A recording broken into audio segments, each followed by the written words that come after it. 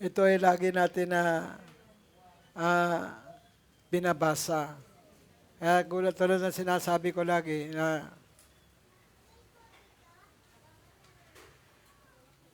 mahalaga yung hindi lang binabasa yung scripture. Dapat paano ba natin ito sinusunod? Paano ba natin ito ipinamumuhay? So bago tayo magsimula, mag-pray muna tayo. Amang Diyos na sa langit, Ikaw po ang Diyos na banal, Diyos na dakila, Diyos na makapangyarihan sa lahat. Kami dumudulog sa inyo sa gabing ito upang hilingin na pagpalain po ang iyong mga salita upang aming matutunan at may pamuhay ang iyong mga salita sa gabing ito. Ini ko ang pagpapala mo, Diyos. Lobin mo mabuksan yung aming isipan, mabuksan yung aming mga puso sa salita mo at magdala ito ng kalakasan sa aming mga buhay. At ganoon din po sa aming mga tagapanood, tagapakinig sa YouTube, sa Facebook, sa Internet. Embrace mo ang salita mo para kumalat doon ang iyong salita sa lahat ng dako. Salamat po. Palain mo yung salita sa gabing ito. Magpagaling ka, maghimala, magpalaya sa gabing ito. Sa ngalan po ni Jesus.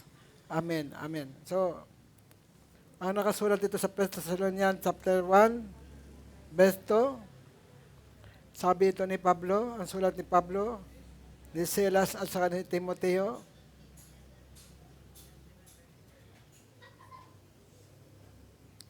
ang pamumuhay ng mananampalataya ng mga taga-Thessalonica, yung paano ba namuhay sila sa panampalataya?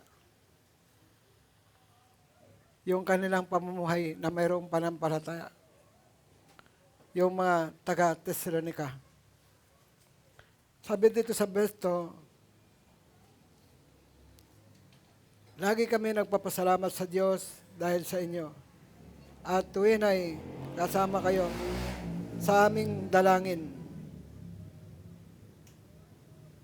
Yun yung pinagpapasalamat ni Pablo, yung mga taga-Thessalonica, at sabi niya, kasama kayo sa aming dalangin. Inaalala namin sa harapan ng ating Diyos, Ama, ang inyong gawa dahil sa inyong panampalataya, ang inyong pagpapagal dahil sa inyong pag-ibig, at ang inyong pagtitiis dahil sa inyong pag-asa sa ating Panginoon Jesucristo. Amin po ba? Ano yung mga dinanas nila? Sabi ni Pablo, naalala namin sa harapan natin Diyos, Ama, ang inyong gawa dahil sa inyong pananampalataya, dahil sa inyong pagpapagal, dahil sa inyong pag-ibig, at inyong pagtitiis, dahil sa inyong pag-asa sa ating Panginoon Jesucristo. Hindi makalimutan ni Paul ang mga taga-Thessalonica dahil sa kanilang panampalataya at pagpapagal at pag-ibig at pagtitiis dahil kay Kristo na kanilang pag-asa. Kapag ang Panginoon ang pag-asa mo, ano man pagdadaanan mo, mapagtatagumpayan mo. Amin po ba? Mga kapatid, nalalaman namin na kayo pinili ng Diyos na nagmamahal sa inyo. Yan yung pagkakilanlan ng mga taga-Thessalonica na sila pinili ng Diyos dahil sa kanilang mga karanasan.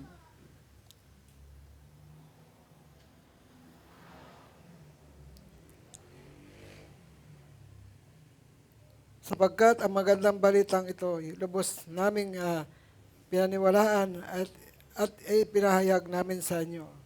Hindi lamang sa pamagitan ng salita, kundi maging sa pamagitan din ng kapangyarihan ng Espiritu Santo.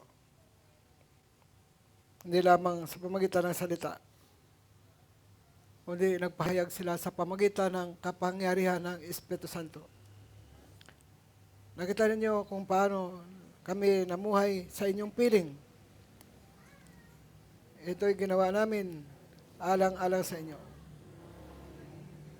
Sinundan ninyo ang aming halimbawa at ang halimbawa ng Panginoon. So maganda yung halimbawa. So si taga-Tesalonica ay mayroong sinundan halimbawa, yung halimbawa ni Pablo na mga lingkod ng Diyos at ang halimbawa ng Panginoon. Mas maganda talaga mayroong halimbawa na sinusundan. Sinundan ni Paul ang halimbawa ng Panginoon at ipinamuhay ito ni Pablo at sinundan din ito ng mga taga-Tesalonica, yung paano naging tapat sa Diyos. Paano na-overcome yung mga pagtitiis na pinagdaanan nila, tulad natin na may mga pagtitiis din pinagdadaanan. Kahit dumanas kayo ng napakaraming kahirapan, tinanggap ninyo ang salita ng Diyos ng may kagalakang mula sa Espiritu Santo. So tingin natin minsan tayo lang nakaranas ng kahirapan. Sila man din ay nakaranas din ng kahirapan, kaya lang yung kanilang panampalataya ay buhay. Dahil sa pag-asa nila ang Panginoon. Nakasa sila ng mga pagtitiis, kahirapan, tulad natin. Nagtitiis, nakaranas ng kahirapan. Amen? Po, ang panampalataya ay laging buhay, malakas. At maging huwarang kayo sa mananampalataya sa Macedonia at Akaya. Na yung Macedonia at Akaya pala, dito din kumuha sa mga taga-Tesalonica ng karunungan at kalakasan, panampalataya. Kaya mas maganda talaga yung naging halimbawa ang buhay mo. Buhay ng Panginoon, buhay ni Paul, Apostol Pablo, buhay ng mga taga-Tesalonica, buhay ng mga taga-Macedonia at Akaya. So maganda yung mayroong halimbawa na sinusundan. So, kinopya ni Pablo si Jesus Christ, kinopya ng mga taga-Tesalonica si Pablo, kinopya ng mga taga-Macedonia at Akaya ang mga taga-Tesalonica. Nakita nyo yung kopya-kopya? Kaya, alam natin yung mga taga-Macedonia, di ba? Naging bantog sila pagdating sa pagtulong, sa pagbibigay. Amen ba? Sa lahat ng simbahan, sila yung sumikat pagdating sa pagtulong, pagkawang gawa. Amen.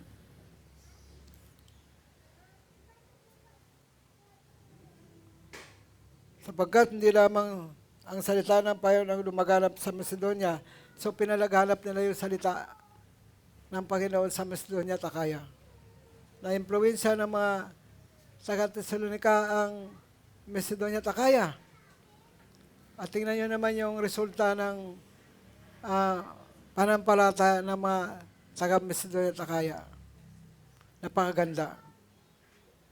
Sila yung mayroong tamang basbas galing sa Diyos.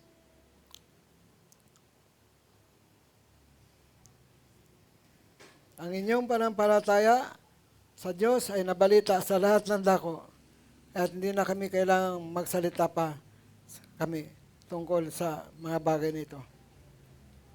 Amen?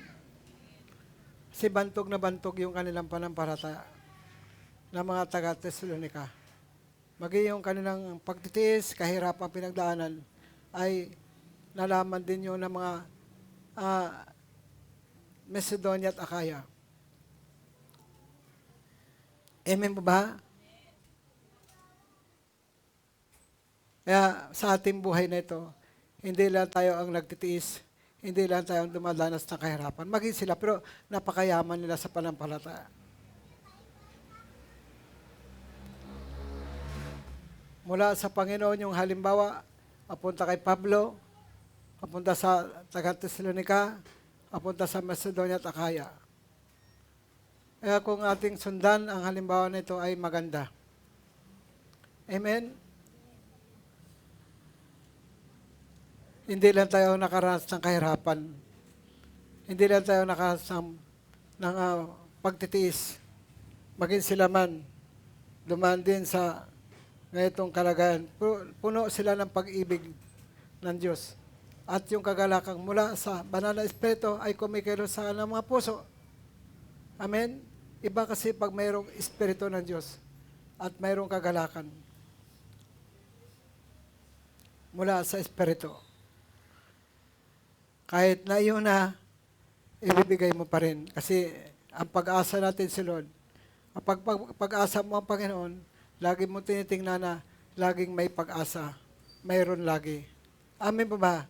Hindi ka mawala ng pag-asa, laging may pag-asa. Kasi ang ating Panginoon ay kumikilos sa mga taong mayroong panampalataya, sa mga taong mayroong pag-ibig at pagtiis at kahirapang dinaranas sa buhay na ito. Amen?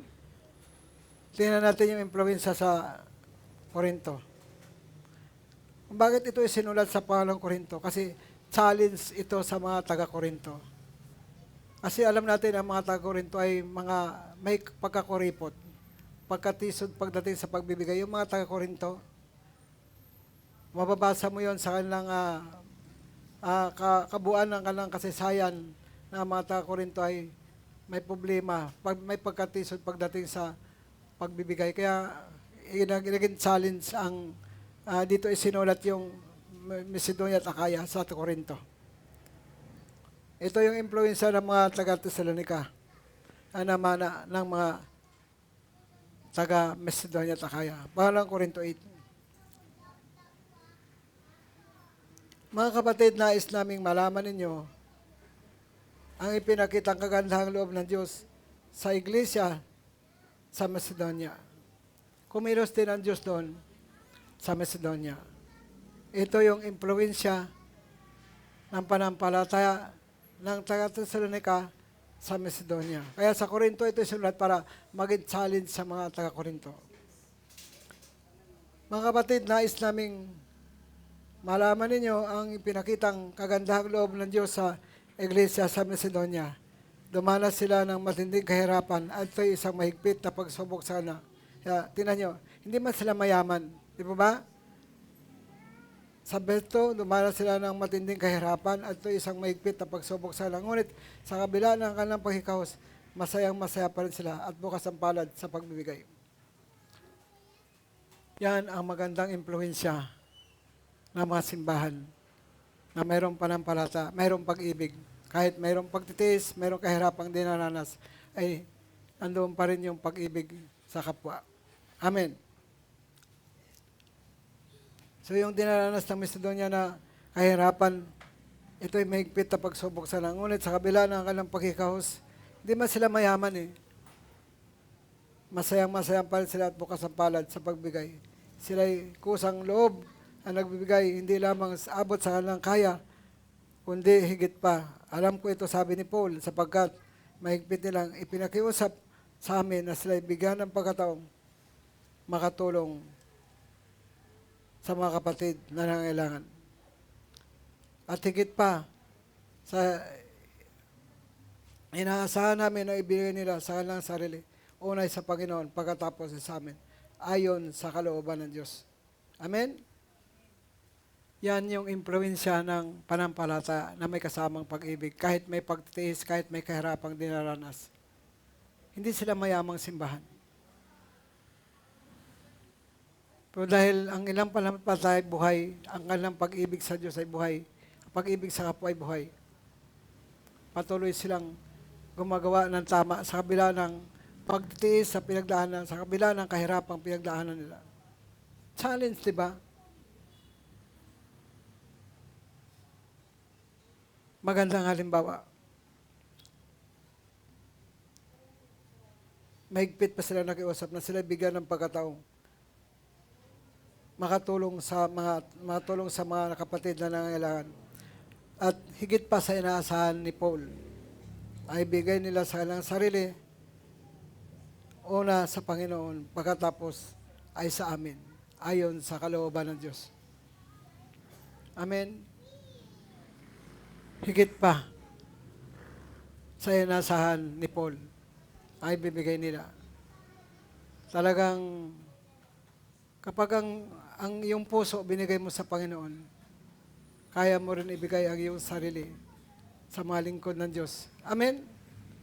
Unay sa Panginoon nila binigay ang kanilang sarili, pagkatapos ay sa amin, ayon sa kalooban ng Diyos. Amen? So, napakaganda ng pagkilos ng Diyos sa Iglesia sa Macedonia at Akaya. Ito yung namana sa taga-Thessalonian. sa mga taga-Tesalonica. Kaya mas maganda yung kopya-kopya. Kopyahin natin kung paano sila nagtagumpay. Mahalaga yung kabila ng mga pinagdaanan natin, maging faithful tayo sa Panginoon, maging tapat tayo sa Diyos. Amin po ba? Hindi mo ramdam ang pagtiis sa pinagdadaanan mo, yung kahirapang pinagdadaanan mo, kung mayroon kang pag-ibig at kagalakan mula sa Espiritu Santo. Amen? Pag ramdam mo na nagagalak ka, kahit wala ka, gustong-gusto mo pa rin tumulong, gusto mo pa rin magbigay, napakagandang halimbawa ng bawat puso ng tao. Amen po ba? Kaya magaling talaga na kumikilos ang Espiritu ng Diyos sa puso ng simbahan. Alam mo, napakaganda ng halimbawa ng simbahan ito. Kaya nga, sa Roma 15, verse 25 hanggang 26, 27, kung mapansin natin doon na yung mga taga-Macedonia at Akaya ay nagpadala ng tulong sa Jerusalem at Judea. Dahil ang mga Hudyo ay nagdala sa kanila ng magandang balita, ng gospel, at ito'y naging utang na loob ng mga Macedonia at Akaya. Kasi ang Macedonia at Akaya, mahintil yun na naging mananampalataya. Tulad natin, mahintil. Amen? Kaya ang prayer natin na pagpalain din tayo ng ating Diyos, bigyan tayo ng maraming binhi, maraming tinapay, para marami tayong mayasik at marami din tayong maani, at marami tayong makain at marami din tayong may pakain. Amen mo ba? Yan yung prayer natin sa Panginoon. At naniwala ako na ibibigay ito ng Diyos kung talagang tama yung ating motibo. Kaya sa pagbibigay, kahit kaunti lang, kung talagang mayroong kakagalakan, maging masaya ka sa pagbibigay. Amen mo ba? Sa pagtulong, kaya nga tayo, laging nagkakaisa sa damdamit isipan, mahalaga yun. Yan din ang ginawa ng Panginoon sa iglesia sa mga gawa, chapter 4, verse 32 hanggang 37. Nagtulong-tulong sila para sa pangailangan ng simbahan. At ito yung napakagandang attitude ng simbahan, ng iglesia. Doon, walang makasarili. Ang kayamanan ng isa ay kayamanan ng lahat. Amen po ba? Napakaganda ng ginawa ng Diyos sa mga iglesia noong unang panahon. Na dapat ito'y hinihingi din sa Diyos. Na Lord, gawin mo sa amin yung ginawa mo noon sa iglesia. Sa mga gawa, chapter 4, verse 32 hanggang 37. Sunod-sunod na verse. Napakasarap magkawang gawa, napakasarap tumulong nang mayroong kagalakan mula sa Espiritu Santo. Yan yung resulta ng kopya-kopya. Kinopya ni Paul kay Jesus Christ. Alam naman natin si Jesus Christ na napakayaman. Ngunit nagpakadukha para maging mayaman tayo lahat sa lahat ng bagay. Amen? Binaba niya ang kanyang sarili. Parang isang mahirap para tayo pagyamanin.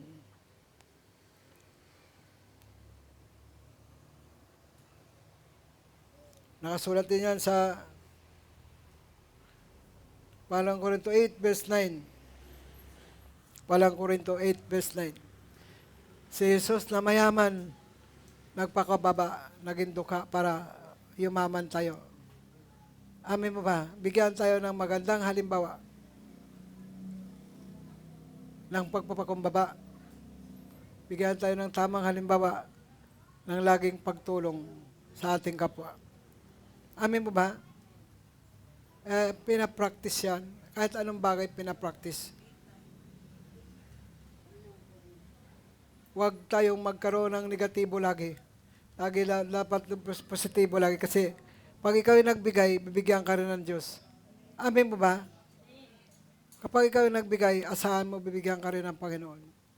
Kung ano ginawa mo, gagawin din sa'yo ng Panginoon. Amen po ba? Amen. Kaya, yun yung bunga ng panampalataya. Nakatingin ka lagi sa Lord, sa Diyos. At alam ng Panginoon yung ating ginagawa. Kita ng Panginoon lahat ng ating ginagawa. Yung ating mga pagpapasya, yung ating kabuuan ng isip natin, kabuuan ng puso natin, alam yun ng ating Panginoon. Eh, sa motibo pa lang, alam na ng ating Diyos. Amen po ba? Alam ni Lord yun. At sa panahon ng pagtulong-tulungan sa loob ng simbahan, huwag kayong magkaroon ng negatibo. Laging positibo. Lagi yung isipin na sa Diyos natin ginagawa yon. Kung magtulong man tayo, parang handog yan sa Panginoon. Amen po ba? Amen. Lahat ng ginagawa natin, sabihin natin, Lord, ito'y handog ko sa iyo. Handog ko to sa iyo, Lord. Lagi ang motibo natin ang Panginoon. Huwag lagi ang ating mga sarili. Amen po ba?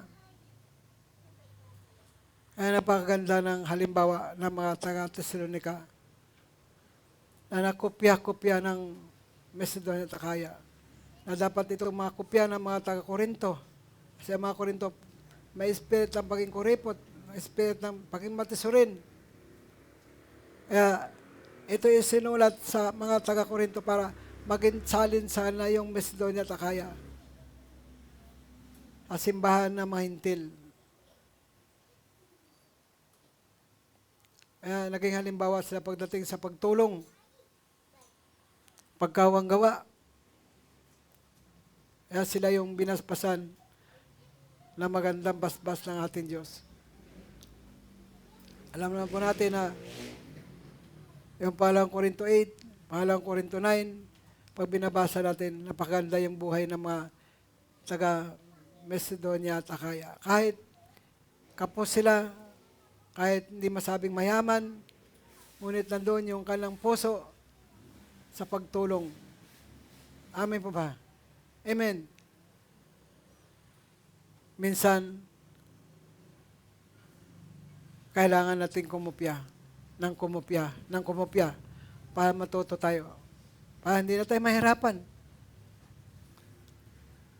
Kaysa gumawa ka ng sarili mong outline, kumupya ka na lang na kumupya para madali. At hindi ito literal na kopyahan. Ito spiritual na kopyahan. Kinokopya natin ang salita ng Diyos. Kaya nakakasigurado tayo na kapag tayo ay sumunod, ay may pagtatagumpay tayo. Kasi ang susi naman talaga ng pagtatagumpay yung katapatan sa Diyos. Walang ibang susi. Para tayo magtagumpay sa buhay na ito.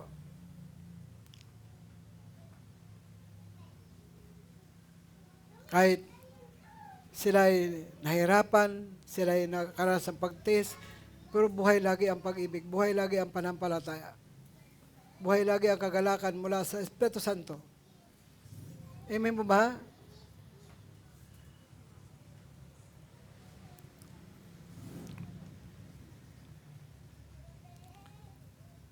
Dito sa Pangalawang Hari, chapter 18, na mensahe natin na nakaraan Sunday, ulitin natin.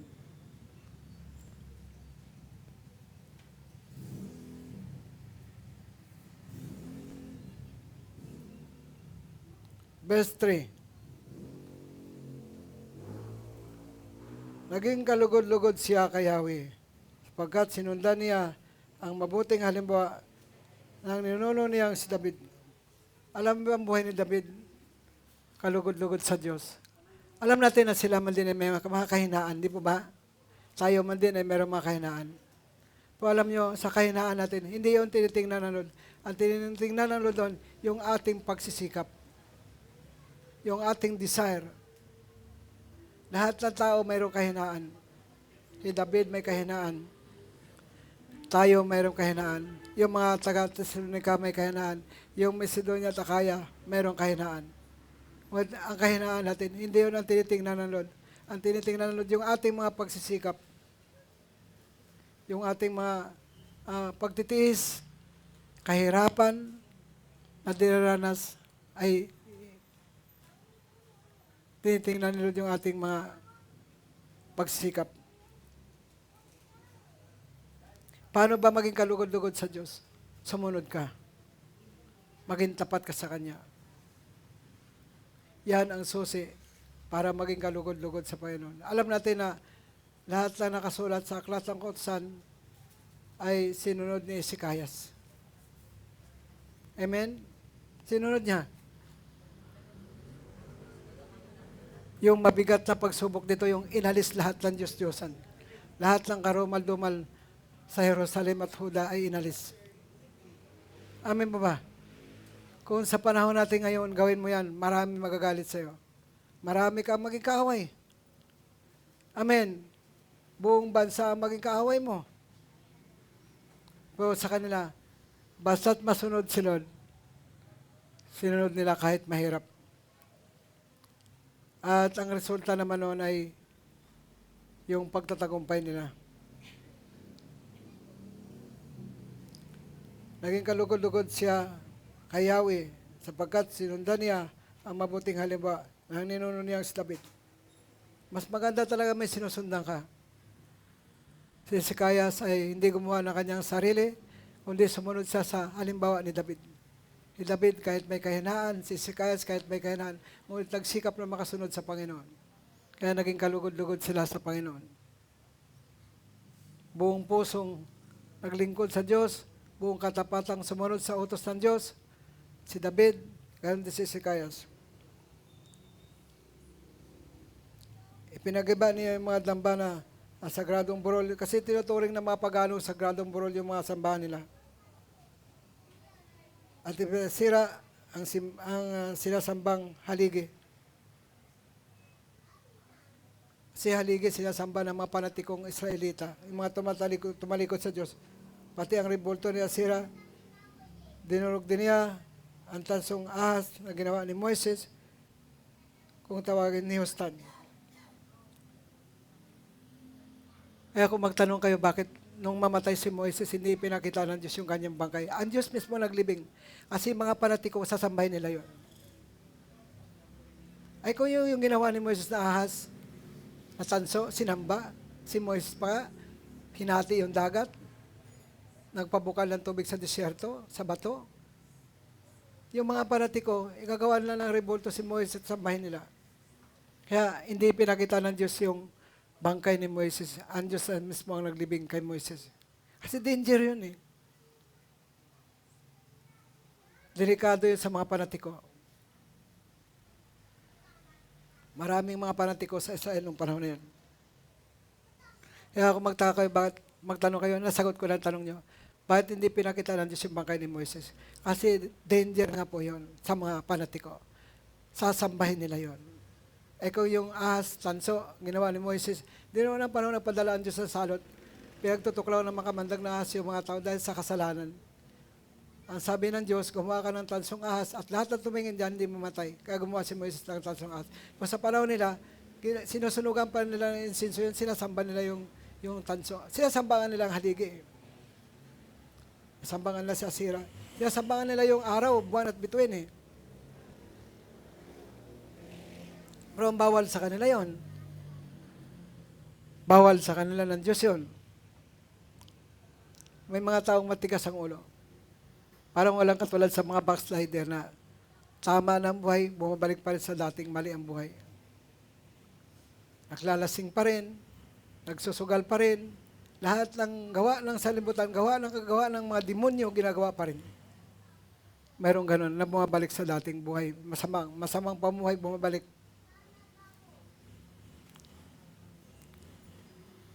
Nakakatakot, di ba? Walang takot sa Diyos. Makapal ang kalyo ng puso nila. Binabalikan yung dating, kung ano yung dating ginagawa nila, binabalikan. Ganun yung mga Israelita na palatiko. Tinuruan sila ng Diyos, huwag kayong sasamba sa mga Diyos-Diyosan, kasi karumal-dumal yan sa Panginoon. O hindi sila nakinig.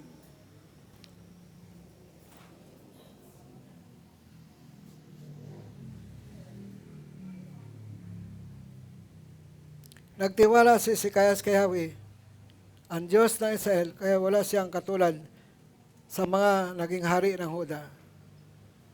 Yung kanyang buhay walang katulad sa naging hari ng Huda. Nanatili siyang tapat kay Yahweh at naging masunurin sa kautosang ibigay sa kanya ni Yahweh sa pamagitan ni Moises, kaya pinatubayan siya ni Yahweh at nagtagumpay siya sa lahat ng kanyang gawain. Amen? Hindi madali ang buhay ni Hezekias para gawin ang kalooban ng Diyos, para sundin ang kautusan ng Diyos. Ihalimbawa natin ito sa ating sarili. Tayo man din ay may mga pagsubok. Minsan di tayo nakasunod dahil sa pagsubok. Kung mas matindi ang pagsubok sa kanila.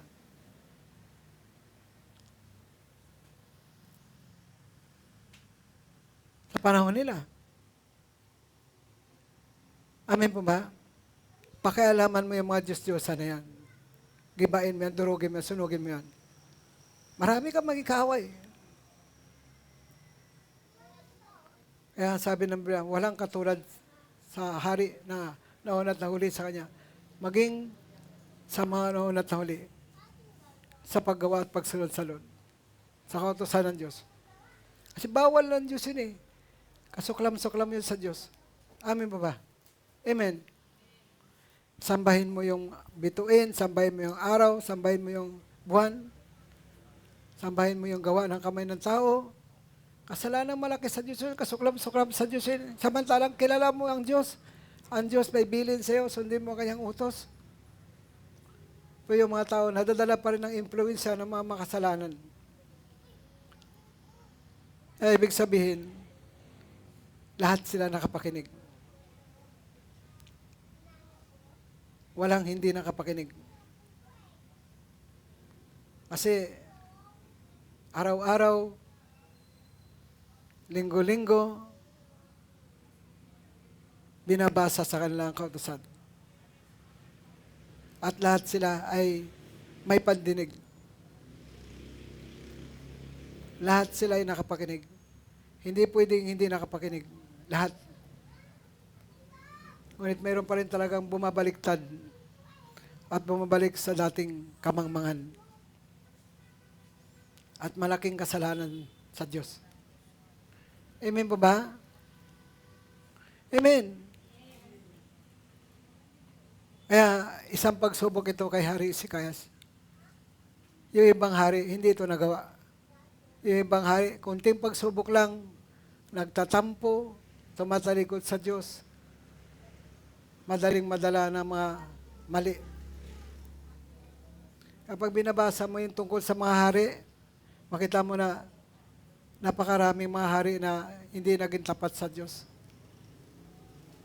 Pero may halimbawa. Kaya lang hindi sinundan yung magandang halimbawa. Kundi ang sinunod nila ay ang mga impluensya ng kasalanan sa buhay nila. Yun yung kanilang sinunod. Kaya, yung aral dito, paano ba tayo magtagumpay sa buhay nito? Sundin natin yung mga halimbawa na kung paano sila nakaranas ng mga pagtitiis, kahirapan.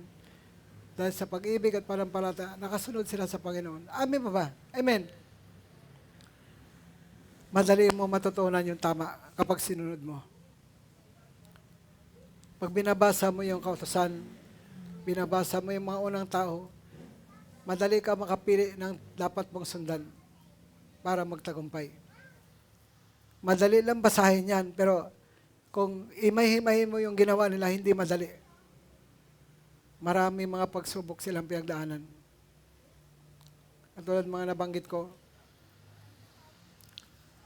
hindi madali yung kanilang ginawa.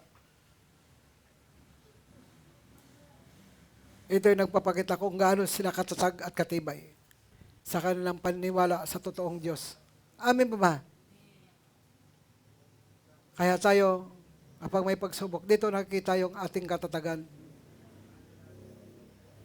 Kaya ang buhay natin, dapat maging halimbawa din sa ating pamilya. Maging halimbawa din sa ibang mga church.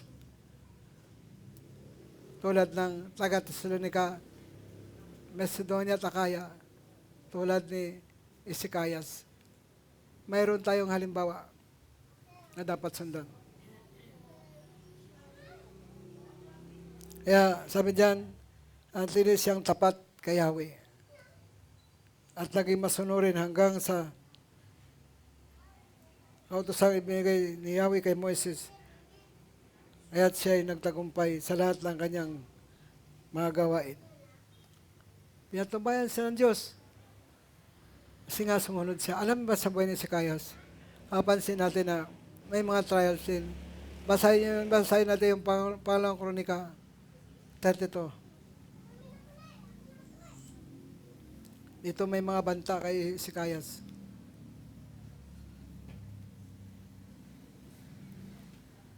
Si Haring Sennacherib. Parang Kronika 32 verse 20 hanggang 27, 29.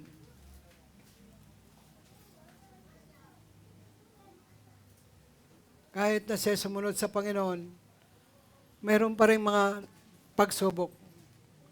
Maliban sa mga Diyos-Diyos ang kanyang sinira, mayroon pa rin mga kaaway sa palibot.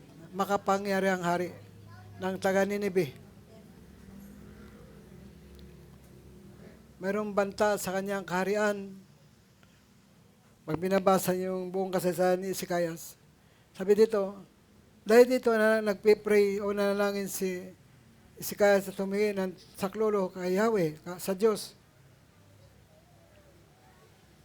Sinahari Zacchaeus at propeta Isaias na anak ni Amos. Pangalang Kronika, chapter 32, verse 20 hanggang 21.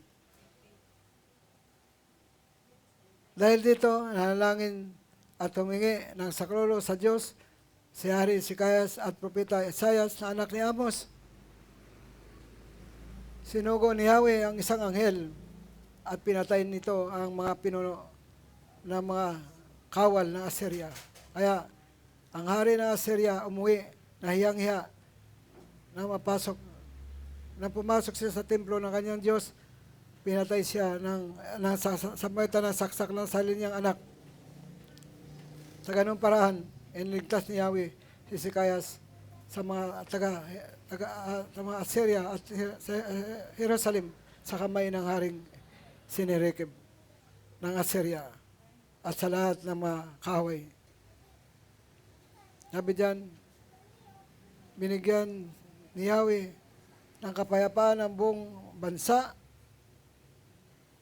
Sa 23, maraming napuntahan sa Jerusalem at naghandog sila kay Yahweh at nagaloob ng mga mamahalagang bagay kay Haring Zacchaeus. Mula noon, pinarangalan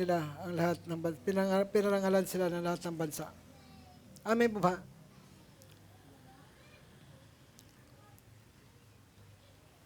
Itong si Haring Sennacherib ay makapangyarang hari. Marami ng bansa ito na nilipol.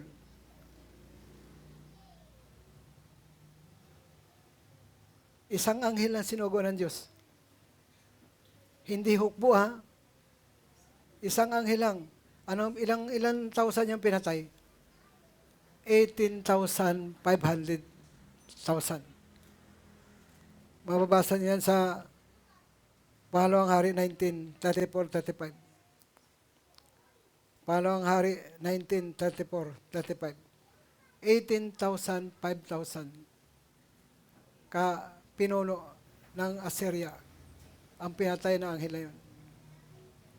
Ganun pag nagtanggol ang Diyos. At si Sennacherib, pinatayo na ng mga anak niya sa pamagitan ng saksak ng espada habang sumasamba sa kanyang Diyos-Diyosan. Yan yung parusa ng Diyos sa taong lumalait sa Diyos at sa bayan ng Diyos. Amin mo ba? Nilalait niya si Haring Zacchaeus. Nagpipray si Zacchaeus at si Isaias na tulungan sila ng Diyos. Kaya ang Diyos ay nagpadala ng isang anghel. Walang kahirap-hirap. Napahiya ang hari ng Ninibe. Umuwi ng takot na takot sa kanyang bansa. At habang nandoon siya, sumasamba sa kanyang Diyos-Diyosan, pinatay siya sa pamagitan ng espada ng kanyang dalawang anak. Ganun ang taong masama. Amin mo ba? Amen. Ganun ipinagtatanggol ng Diyos ang may takot sa Kanya at tapat sa Kanya. At sa 27, Napakaraming kayamanang naipon si Sikayas. Kaya napagawa siya ng sariling imbakan ng pilak, ginto, mahalagang bato, pabango, mga kalasag, at mahalagang kagamitan, kasangkapan. Nagpagawa rin siya ng mga budiga, ng trigo, alak, langis, mga kulungan ng baka at tupa. Dumami ang kanyang kawan, mga hayop, pinayaman siya ng Diyos. Amen? Parang si Jacob, yumaman din. Silang lahat ay yumaman mula kay Abraham, Isaac at Jacob, dahil sa pagtatapat sa Panginoon. Sa kabila ng mga pinagdaanan nilang mga pagsubok, pagtitiis, ipinakita nila yung kanilang katapatan sa Diyos. Sumunod sila. Amen? Tingnan nyo, kahit na masabi natin may pangako ang Diyos sa alam, may pangako sa atin ang Diyos, mayroon pa rin mga trials, mayroon pa rin mga pagsubok. Amin ba ba? Hindi ka ligtas noon. Ang pinakaiba lang, namuhay sila na mayroong katapatan sa Diyos. Amen po ba?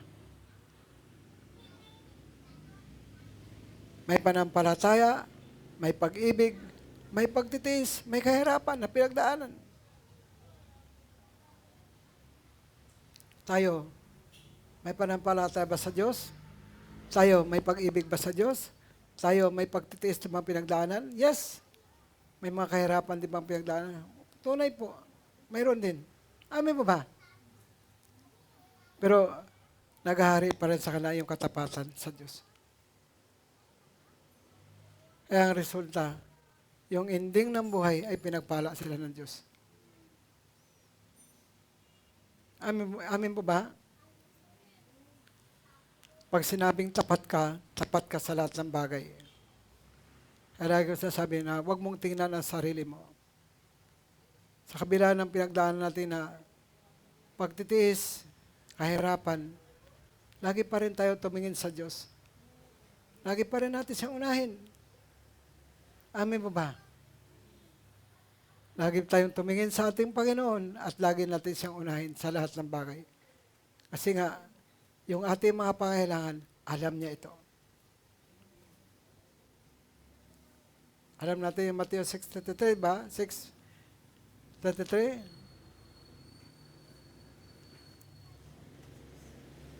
Anong sabi doon? Higit niyong pahalagahan ang kaharian. Unahin ang kaharian at lahat ng bagay ilaragdag lang pa yan. Hindi madali yun. Ba't mo unahin yung ibang tao? Eh samantalang ikaw, kailangan mo rin. Amin po ba? Kung ang utos ng Panginoon, unahin mo ang kaharian at lahat ng bagay ilaragdag sa iyo. Hindi madali yun, isang pagsubok ito sa tao. Sa mananampalataya, kasi mananampalataya yung inutusan nito eh. Yung mga alagad. At tayo, amen. Ba't ko unahin yung iba? Eh ako kailangan ko rin. Kung wala kang magawa, kasi yan ang inuutos ng Diyos, unahin mo ang kaharian at lahat ng bagay idaragdag sa iyo. Yan yung prinsipyo ng ating Diyos. Gawin natin na mayroong panampalataya, gawin natin na mayroong pag-ibig at kasama ang Espiritu Santo. Saka lang kikilos doon ang Holy Spirit kapag sinusunod mo yung tama eh. Hanggang di mo sinusunod yung tama, hindi siya kikilos sa iyo. Amen mo ba? Kahit alam mo yung katotohanan, kapag hindi mo yung ginawa, hindi siya kikilos sa iyo. Kung may kilos lang ang banal na Espiritu, magkaroon ka ng kagalakan kahit nandoon ka sa kahirapan pagtiis. Kung susundin mo siya, saka lang madama mo yung kagalakan, saka lang maramdaman mo yung pagkilos niya. Kung kahit alam mo yung salita, kung hindi mo susundin, hindi yan kikilos sa iyo. Ang kailangan unahin natin, ang salita ng Diyos para sa kikilos sa atin. Kasi nandun na instruction eh. Unahin mo. Pag inuna mo ang kaharian, saka sa kikilos, kapag sumunod ka sa salita. Diba? Malinaw? Hanggang di mo sinusunod yung salita ng Diyos, hindi ang kikilos sa'yo. Amen po ba? Kumikilos lang ang banal na Espiritu sa bawat tao na manampalataya kapag sumunod ka sa salita. Tingnan mo si Zacchaeus, yung halimbawa ng buhay niya. Sumunod sa salod. Kahit sumusunod siya, mayroon pa rin pagsubok na kailangan mo overcome. Yung alisin niya lahat ng karumal-dumal sa kanyang bansa, sa Jerusalem, Saudia. Mayroon pa rin banta, si Aaron Sennacherib. Nasa salakayin siya. Parang si Aaron kung sapat, di ba? Ang katulad nila ay parang kawa ng kambing. Parang takluban sila ng kanilang makaway sa dami. Pero ang Diyos kumikilos. Tingnan mo yung Israel sa mga halimbawa ng labanan. Kahit 5 bansa, isa lang sila. Maliit pa na bansa yung Israel, ha? Kasi hindi na nasakop yung buong Kanaan na yun. Pero lagi silang tagumpay. Hindi sila matalo-talo. Lagi silang tagumpay. Kasi nga, ganun talaga pagkasama mo ang Diyos. Kapag sumusunod ka sa Panginoon, bagamat hindi lahat sumusunod, pero nadadamay na lang itong hindi sumusunod eh. Dahil sa mga sumusunod. Tayo, pamilya natin, nadadamay na lang sa mga blessing. Kasi sumusunod tayo sa Lord. Amen. Mas piliin natin ang sumunod kaysa sumuway. Amen po ba? Dahil ang pagsuway, ang kasalanan, gaano man katagal yan, malalaman yan. Kahit alam ng Diyos yan, dating ang panahon na ilalantad yan ng ating Diyos. Amen? Tingnan mo yung gumagawa ng kasalanan ngayon. Gaano man ang ginawa nilang pagtago, gaano man lakayaman, malalaman pa rin at maparusahan pa rin sila pagdating ng takdang panahon. Amen? Akala na ligtas na sila. Akala na wala na nangyari. Akala na tapos na. Amen ba? Amen. So, hindi natutulog ang Diyos. Hindi natutulog ang Diyos. Sa mga taong tapat, nandun pa rin ang kalakip ang pagpapala ng Diyos.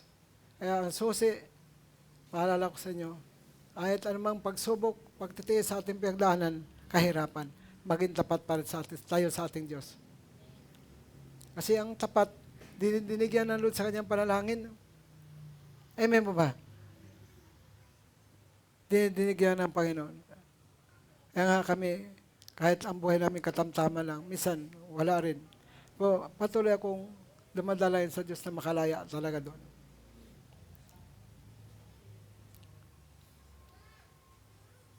Maraming pagsubok sa physical, pagsubok sa financial, pagsubok sa pamilya, pero dapat pa rin maging tapat tayo. Huwag mong tingnan sila. Huwag mong tingnan yung mga sa palibot mo. Ang tingnan mo lagi ang Diyos. Amen mo ba? Ako, totoo lang, minsan nakakatanggap ako ng 1,200 linggo-linggo. Yung aking ikapo, yung aking pledge, yung aking Latin building. Lahat ng commitment ay ginagampanan ko. Minsan wala na natira. Ihingi pa yung mga bata. Amen po ba? Hindi ko na tinitingnan yun. Ang tinitingnan ko lang, maging tapat ako sa Diyos. Ang tinitingnan ko doon yung katapatan ng Diyos. Hindi ko na tinitingnan kung may matira sa akin. Kasi ang Diyos naman ang nagpo-provide ng ating pangailangan. Nung sumunod ba kayo sa Lord, nagutom ba kayo? Sino dito yung nagutom? Amen? Sabihin niyo kung may nagutom sa inyo.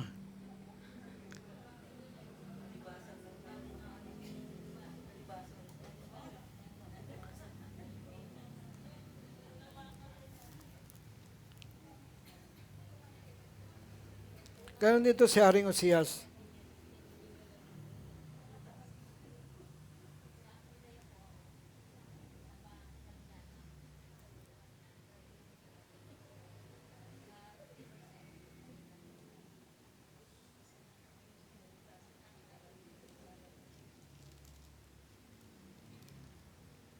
May nagutom ba sa inyo? Nang sumunod ka kay Lord? Baka sobra-sobra pa nga eh.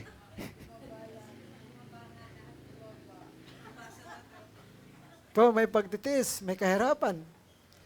Po, tapat-tapat pa rin si Lord. Sabihin nyo nga kung may nagutom sa inyo.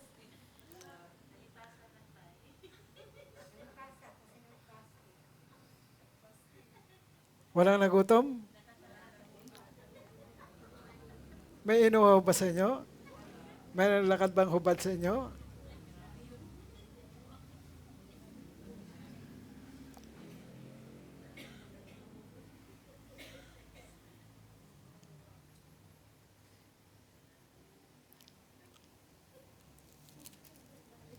Wala yata.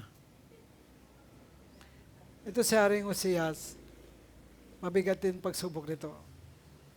Parang si Sikayas din. Buong puso rin sumunod sa Diyos. Pangalawang Hari 24 hanggang 25. Pinaalis ni Usiyas ang mga sumasangguni sa mga espiritu ng mga namatay. Kasi bawal lang Diyos yun eh. Pangalawang Hari 23 verse 24 hanggang 25. Mga manghuhula, bawal lang Diyos yun eh. Mga Diyos-Diyosan. 24, 25, 23 ng pangalawang hari. Mga Diyos-Diyosan at lahat ng kasuklam-suklam ng mga bagay sa buong Huda at Jerusalem. Kasi yung mga unang hari sa kanila, pinalibutan nila ng mga Diyos-Diyosan yung buong Huda at Jerusalem. Pati templo nga nilagyan ng Diyos-Diyosan ni Haring Ahas eh. Tatay ni Sikayas. Pero yung anak naman mabuting tao. Sumunod sa Panginoon.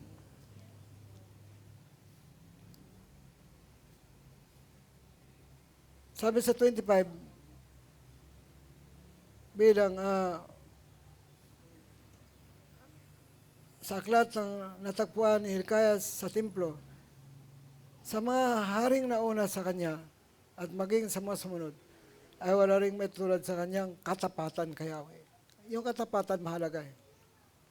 Yung katapatan mahalaga. Pinaglingkuran niya si Yahweh buong puso, buong kaluluwa, buong lakas, at sumunod ng buong kautusan kay Moises. Si Moises binigyan ng Diyos ng utos para ibigay sa Israel. Pag sinabing buo, lahat. Naglingkod sa Diyos sa Yahweh ng buong puso, buong kaluluwa at buong lakas. Sumunod sa buong kautusan ni Moises. Naging tapat sa Diyos. Ayan, susi. Alam mo si Haring Usiyas, pinagpala din to ng Diyos eh. Tulad ni Sikayas, pinayaman din. Kasi pag sumunod ka sa Diyos, hindi ka talaga pabayaan ng Lord. Kahit may pagsubok. Kailangan mo lang ma-overcome yung pagsubok mo. Hindi pwedeng hindi mo ma-overcome. Kasi pag hindi mo na-overcome yun, babagsak ka. Lahat sila sinubok. Yung ibang mga hari sinubok. Ngunit, imbes na magpatuloy, maglingkod, ay tumalikod sa Diyos. Amen ba? Papainan ka ng pagsubok. Bakit hindi hinuhuli sa Satanas at pinapatay na ng Diyos? Kasi nga, hindi tayo maging dalisay kung wala sa Satanas. Amen ba? Dapat hinuhuli na yan at tinapon na sa pugon yan eh. Wala nang disturbo eh. Wala nang manunukso eh. Kaya lang, si Satanas ang paraan para subukin tayo at dalisayin. Amen? Amen ba? Kung wala sa Satanas, walang maging dalisay, walang masasabing naging totoo to sa Diyos eh. Amen ba? Kapag walang manunukso, hindi makita yung ating katapatan sa Diyos.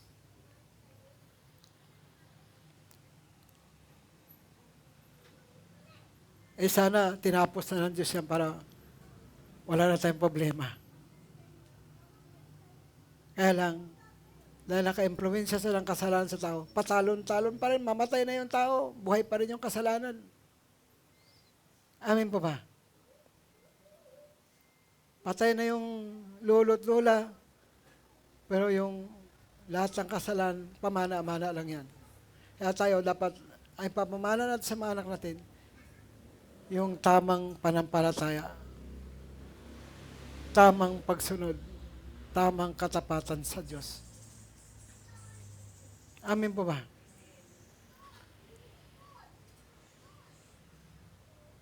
Tandaan nyo, yung pinagdadaanan natin ngayon, kung ikaw man nagtitiis at nakaranas ng kahirapan, yan ay pagsubok sa iyo na dapat mong pagtagumpayan. Dapat umiral pa rin ang panampalataya, umiral pa rin ang pag-ibig sa atin. Umiral pa rin ang kapangyarihan ng Espiritu Santo sa ating mga puso. Amin mo ba? Kasi pag hindi kayo nagtagumpay, kapiguan yan, kayo lugi doon. Dapat tayo ang lahat ay magtagumpay. Amin po ba?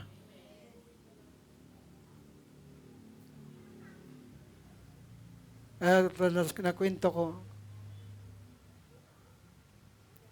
tingin nyo malakas kami. Talaga malakas naman talaga kami. Kaya lang, hindi kami pwede magpakita ng kahinaan. Dapat lumaban ka. Dapat maging matatag ka.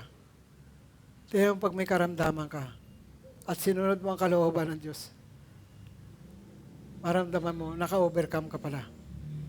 Amen mo ba? Kahit may karamdaman ka at sinunod mo yung kalooban ng Diyos, magot ka, nakapanagumpay ako. Bakit? Binigyan ka ng Diyos ng lakas eh. Ay pag hindi ka nakapanagumpay doon, lagi kang talunan, mahina ka lagi. Amen po ba? Minsan sa pakiramdam natin, hindi ko kaya. Para kang bata na walang inintindi, mag-aral, uminom, kumain, mag-cellphone. Walang responsibilidad. Tingnan mo pag mayroon kang responsibilidad, may mga pasanin ka. At tututo ka magpipray. Tututo ka magkaroon ng panalangin sa pamilya mo. Yan sabi na, labanan talaga. O nga, totoo lang, kulang ko lagi sa tulog. Bumabawi na lang ako sa araw. Ang dalangin ko na lahat kayo pagpalain ng Lord. Bigyan kayo ng maraming binhi, maraming tinapay. Para maging blessing tayo. Amen? Bawat butil, bawat sintimo ay patubuin ng Diyos, palaguin ng Diyos, pabungahin ng Diyos yung ating mga binhi. Kailangan lang talaga ma-overcome natin lahat ng kahirapan, lahat ng pagtitiis sa pamagitan ng panampalataya at pag-ibig na bigay ng Espiritu Santo sa ating mga puso. Amen po ba? Amen. Totoo yan, pag wala sa Satanas, hindi tayo madadalisay. Pag walang pagsubok, hindi tayo madadalisay. Hindi makikilala kung sino totoo, kung sino tapat, kung sino sumusunod. Amen po ba? Hindi makikilala. Kaya huwag na kayo magtaka sa paraan ng Diyos. At pagkatapos naman ng ating pagdadaanan ito ay kalwalhatian. Kabahagi tayo ni Kristo ng kanyang kalwalhatian. Amen po ba? Kabahagi tayo ng Panginoon ng kanyang kalwalhatian pagkatapos ng pagsubok na ito. Kaya sana ang dalayan ko sa Diyos na walang mahulog sa inyo. Walang mapahamak. Kaya magpakatatag kayo. Tibayan nyo ang inyong mga loob. Magpatuloy tayo sa kabila ng ating mga pinagdadaanan. Sabi ng Biblia, sabi ni Pablo, magpakatatag kayo sa mga gawa. At bago tayo pumasok sa kaharian ng Diyos, marami tayong mga pagsubok na pagdadaanan.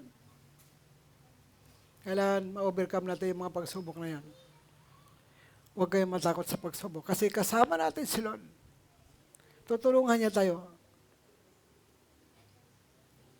Na panahon nga nila si Juan lang natira na tumanda sa paglingkod Si Juan lang na bilabid, yung lagi nakahilig sa dibdib ng Lord. Yung iba masawi, matinding kasawian yung kanilang kamatayan. Si Bat, binalatan. Basahin yung Hebreo chapter 11. Hanggang sa pinakadulo, matinding karanasan ng mga manampalataya doon. Pero silang lahat namatay ng may panampalataya. Ayon sa Hebreo 11, verse 13. Lahat sila namatay na mayroong panampalataya. At sabi sa 1 to 3, nalugod ang Diyos dahil sa kanilang panampalataya sa Diyos. Nalugod ang Diyos dahil sa kanilang panampalataya sa Diyos. Amin mo ba? 11, verse 1 hanggang 2. Kinalugdan ng Diyos ang lahat ng manampalataya. Silang lahat namatay na mayroong panampalataya. Kaysa mamatay ka, andun sa pagsuway sa kasalanan. Huwag naman sana. Amen. Kaya, itong aming paglilingkod, ang ating paglilingkod, kamatayan na natin yung ating panampalataya. Kamatayan na tayo na maging tapat sa Diyos. Mamatay tayo na sumusunod sa Diyos. Amen pa ba?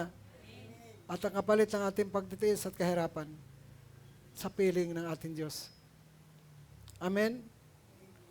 Wala nang gutom, wala nang sakit, wala nang uhaw, wala nang init. Hindi ka na mainitan doon. Hindi ka na mauhaw doon. Hindi ka na maugutom doon. Sino bang ayaw noon? Yung iba, kunting pagsubok lang, tumatakbo, tumatalikod. Ay pag binasa mo yung karakter ng Biblia, puro pagsubok. Amen? Kahit sila pinangakuan ng Diyos, ay napakaraming pagsubok na pinagdaanan. Hindi basta-basta ang buhay na pinagdaanan nila. Tayo ganun din sa buhay na ito.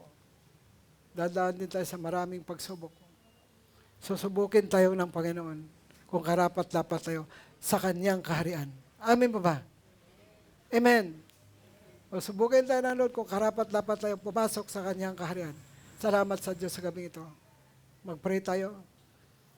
Amang Diyos sa langit, Ikaw po ang Diyos sa dakila, banal at makapangyarihan sa lahat.